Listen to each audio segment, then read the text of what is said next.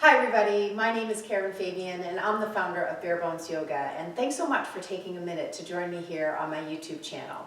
So today I'm going to be going over some of the associated anatomy and cues for wheel pose. And the reason I picked this posture is because it's one of those poses that I think sometimes yoga teachers shy away from teaching it because they feel like their students are afraid to do it, thinking like they're not going to be able to do it. And so that's why I believe sometimes you hear teachers say things like, if wheel is in your practice, go ahead and do it. And really, in a way, that's kind of a cop-out. What your students really want you to do is show up fully as a teacher and teach. And they'll ultimately make the decision as to whether or not they want to do a particular pose. Even if you give them cues that are so refined and so accurate in terms of the anatomy and super clear, if they don't want to do it, they won't do it. So I guess what I'm saying is you don't have to give them permission to not do a pose. They're going to not do it if they don't want to do it. So why not instead teach? Teach them how to do it, because for those students in your class who do want to learn how to do it, you're going to give them the cues, and your ability to do that well and in an understandable way will show those students that they can do it. And those are the transformative moments you want your students to have on the mat. So let's take a look at wheel pose first from its anatomical actions, because that's always an important place to begin when we're analyzing a particular pose. So I'm not going to literally do it, but imagine you're in class, you're teaching, you have people most likely in bridge pose, you have them coming into bridge, and now you're going to take them up into wheel. So that kind of sets it up in terms of the anatomy. So now I'm going to stand up because it's easier to present from standing.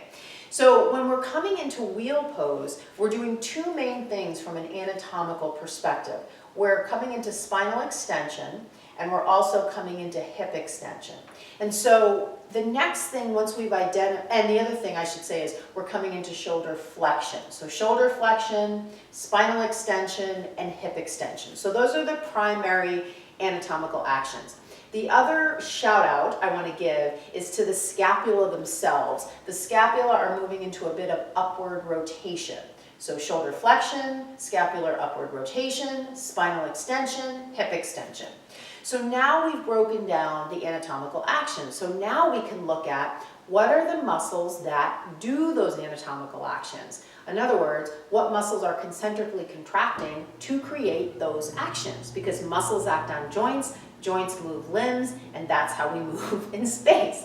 So if we're coming into shoulder flexion, right, same as this, what muscles do that? So we have muscles like the anterior deltoid and pectoralis minor and pectoralis major.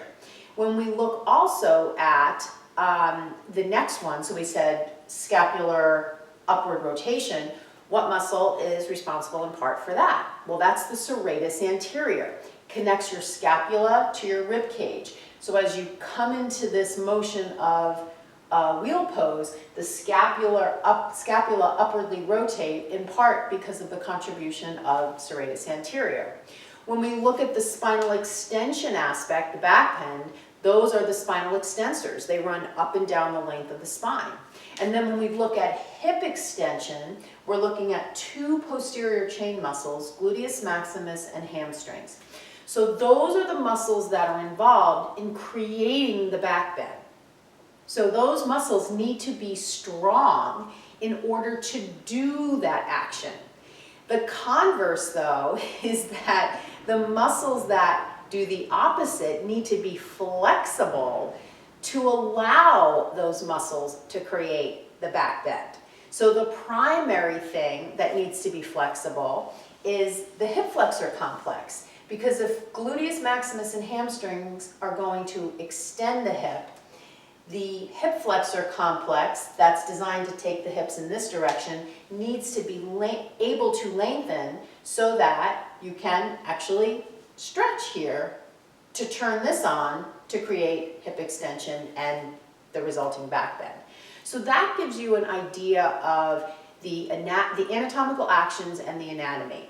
So now for this last piece of this video, let's just take a look at some of the prep that you can do to facilitate wheel when you present it in your practice. Because let's face it, you're not going to do it on the front end. You're going to probably do it, halfway, maybe 45 minutes into practice. So because you need powerful posterior chain muscles, glute max and hamstrings, any of your lunge variations, whether it's your crescent lunge or your warrior 1 or warrior 2, those are going to strengthen that muscle group. The other thing you could do prior to wheel pose is you could do something like camel pose. That is a strengthener for that posterior chain musculature. The other thing you could do from a standing balance perspective is dancer's pose, because that's also hip extension. So like strengthens like. If you're going to go eventually into wheel, do other postures preceding wheel that create that hip extension and spinal extension. Another obvious one is upward dog. Right? We do certainly that a lot. So the nice thing is, in your standard yoga practice, you're giving people a lot of things that are going to strengthen those posterior chain muscles of hip extension so that when you get to wheel, those muscles are already primed. But don't forget, you need to create opportunities to lengthen the hip flexors. So if you were really focusing your class on getting them into wheel, you could do some extra things besides the lunges to lengthen the hip flexor complex. You could do things like low lunge. You could do things like, I don't even know what this is called, but this creates a lot of good length in the hip flexor complex there. You could do things even lower, like lizard lunge. So these kinds of shapes, certainly held for a longer period of time, will facilitate length in the hip flexor complex. So when you get them going into wheel, those muscles have been warmed up and will have more range of motion, which will result in a bigger back bend.